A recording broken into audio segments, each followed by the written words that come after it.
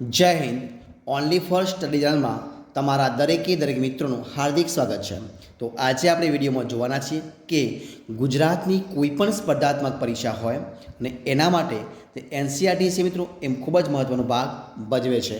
એટલે કે જે એનસીઆરટી મિત્રો જે પુસ્તકો છે એ પુસ્તકો એનો પાયો ગણાય. અને એટલા માટે આપણે એક નવી સિરીઝ ચાલુ કરી છે, જેમાં ધોરણ 6 થી માંડી અને ધોરણ 10 સુધીના મિત્રો જે એનસીઆરટી જે પુસ્તકો છે એ પુસ્તકોનો એમાંથી મિત્રો આપણે વેરી મોસ્ટ આઈએમપી મિત્રો એમસીક્યુ પ્રકારના પ્રશ્નો લઈ અને તમારી સમક્ષ વિડીયો મૂકવાનો પ્રયત્ન કરીએ છીએ. તો આજનો જે આપણે મિત્રો વિડીયો છે એ વિડીયો છે ધોરણ 6 સામાજિક વિજ્ઞાન વેરી મોસ્ટ આઈએમપી એમસીક્યુ પ્રશ્નો છે. અને એ પ્રશ્નો એનસીઆરટી જે સિલેબસ છે એ સિલેબસના મુજબ એમસીક્યુ પ્રશ્નો છે. અને એ આજનો જે આપણે વિડીયો છે એ ભાગ નંબર 38 છે. તો વિડીયો પૂરેપૂરો જોજો કે જેથી કરીને જ્યારે કોઈ પણ સ્પર્ધાત્મક પરીક્ષા તમારી સમક્ષ આવે તો એ તમને વિડીયો ખૂબ જ મદદરૂપ થઈ શકે. આજના વિડીયોને પ્રશ્ન નંબર 1 તમારી સમક્ષ જોઈએ કે પૃથ્વીનો ઉપરનો પોપડો સામાન્ય રીતે શેનો બનેલો છે? તો પૃથ્વીનો ઉપરનો પોપડો સામાન્ય રીતે એ અને ડી બંનેનો મતલબ કે માટી અને ઘન પદાર્થો. પૃથ્વીનો ઉપરનો પોપડો સામાન્ય રીતે એ એટલે કે માટી અને ડી એટલે કે ઘન પદાર્થોનો બનેલો છે. જવાબ આવશે ઓપ્શન ડી, માટી અને ઘન પદાર્થોનો. એટલે જવાબ આવશે એ અને ડી બંને. એટલે જવાબ આવશે ઓપ્શન ડી ઓપ્શન સી જવાબ બનશે. કયો છે? ઓપ્શન સી જવાબ બનશે. એ અને ડી બંને એટલે માટી અને ઘન પદાર્થો. પ્રશ્ન જોઈએ આપણે આગળ કે કયા આવરણમાં વિવિધ પ્રકારની જીવસૃષ્ટિનો સમાવેશ થાય છે? તો જે જીવાવરણ છે એ જીવાવરણની અંદર વિવિધ પ્રકારની જીવસૃષ્ટિનો મિત્રો સમાવેશ થાય છે. જવાબ આવશે ઓપ્શન બી, જીવાવરણ. પ્રશ્ન આપણે આગળ જોઈએ. કયો છે પ્રશ્ન? તો કે ખડકોના પીગળેલા દ્રવ્યને શું કહેવાય છે? તો ખડકોના પીગળેલા દ્રવ્યને મેગ્મા કહેવાય. શું કહેવાય? મેગ્મા કહેવાય. જવાબ આવશે ઓપ્શન ડી, મેગ્મા. પ્રશ્ન આપણે આગળ ચર્ચા કરીએ કે મહાસાગરોની સંખ્યા કેટલી છે?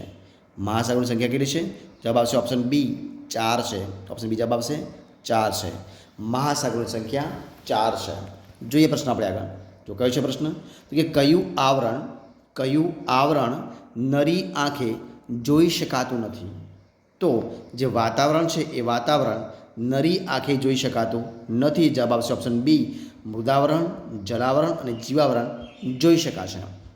કઈ જોઈ શકાતું નથી? તો વાતાવરણ. ઓપ્શન બી જવાબ બનશે. જોઈએ પ્રશ્ન આપણે આગળ કે સમુદ્રના તળિયે કયા ખનિજો આવેલા છે? તો સમુદ્રના તળિયે ઉપરોક્ત તમામ ખનિજો આવેલા છે. જવાબ આવશે ઓપ્શન ડી, કયા? તો કલાઈ, મેગ્નેઝ અને લોખંડ એ તમામ ખનિજો આવેલા છે. જોઈએ પ્રશ્ન આપણે આગળ. કયો છે પ્રશ્ન? તો આહારથી માંડીને આવાસ અને આપણા અસ્તિત્વનો પાયો એટલે શું? તો આહારથી માંડીને આવાસ અને આપણા અસ્તિત્વનો પાયો એટલે મૃદાવરણ. શું કહેવાય ને? મૃદાવરણ કહી શકાય. જવાબ બનશે ઓપ્શન બી જવાબ બનશે.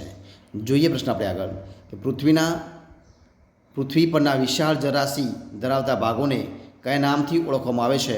તો મિત્રો પૃથ્વી પરના વિશાળ જળરાશિ ધરાવતા ભાગોને મહાસાગર તરીકે ઓળખવામાં આવે છે. જવાબ આવશે ઓપ્શન સી જવાબ બનશે. જોઈએ આપણે પ્રશ્ન આગળ. કયો છે પ્રશ્ન? જુઓ કે સામાન્ય રીતે મૃદાવરણથી દર 1 કિલોમીટરની ઊંડાઈએ જતાં કેટલા સેલ્સિયસ તાપમાનમાં વધારો થાય છે? જવાબ આવશે ઓપ્શન સી. કયો આવશે? 30 સેલ્સિયસ. ઓપ્શન જવાબ આવશે સી, 30 સેલ્સિયસ તાપમાન વધારો થાય છે. જવાબ આવશે ઓપ્શન સી જવાબ બનશે. જોઈએ પ્રશ્ન આપણે આગળ. જોઈએ પ્રશ્નો આગળનું કે વાતાવરણમાં કાર્બન ડાયોક્સાઇડનું પ્રમાણ કેટલા ટકા છે? તો મિત્રો વાતાવરણમાં કાર્બન ડાયોક્સાઇડનું પ્રમાણ છે 0.03%. જવાબ આવશે ઓપ્શન બી. કયો આવશે? ઓપ્શન બી જવાબ બનશે. જોઈએ આપણે પ્રશ્ન આગળનો. જો કયો છે પ્રશ્ન? 11મો છે પ્રશ્ન આગળનો આપણો. તો જુઓ પ્રશ્ન છે કે પૃથ્વીના પોપડાની અંદર થતા હલનચલનનો અનુભવ આપણને કઈ ઘટનાઓ દ્વારા થાય છે?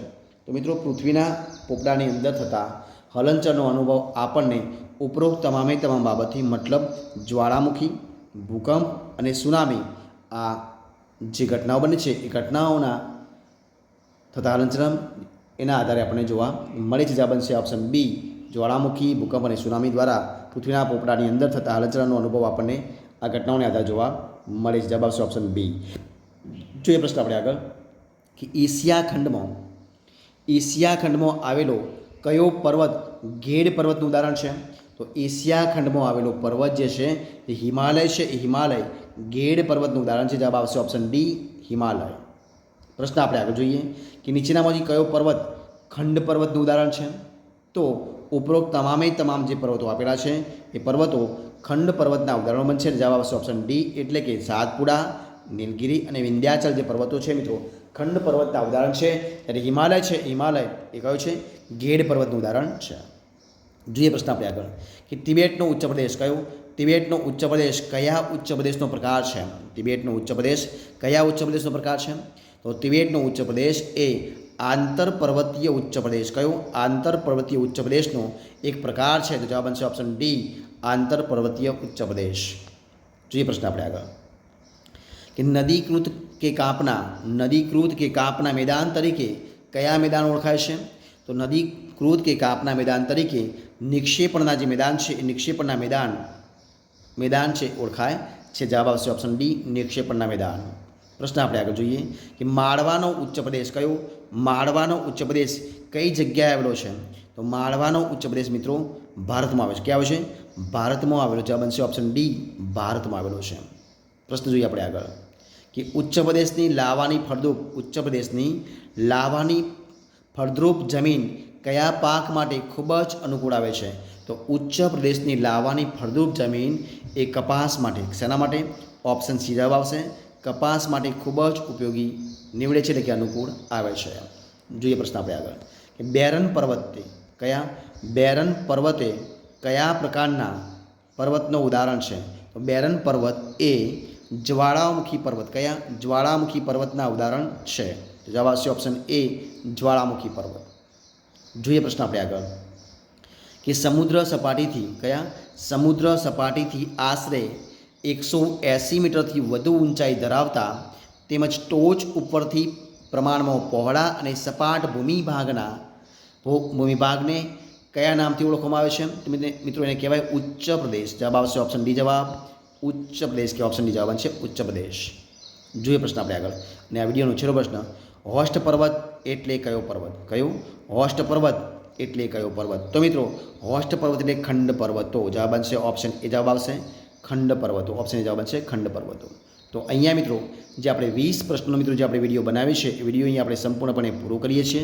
જોવા તમે મારો વિડીયો ગમ્યો હોય, પસંદ આવ્યો હોય, યુઝફુલ લાગ્યો હોય તો એને લાઇક કરો, કોમેન્ટ કરો, તમારા મિત્રોને વિડીયો શેર કરો અને છેલ્લે ચેનલમાં નવા હોય, ચેનલ સબસ્ક્રાઈબ ન કરી હોય તો ઓનલી ફોર સ્ટડી ચેનલને સબસ્ક્રાઈબ કરવા માટે વિનંતી છે.